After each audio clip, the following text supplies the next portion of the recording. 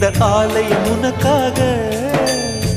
வானில் ஒரு புயல் மழை வந்தால் அழகே என்னை எங்கனம் காப்பாய். கண்ணே உன்னை என் கண்ணில் வைத்து இமைகள் எனும் கதவுகள் அடைப்பேன். சத்தியமாகுமா?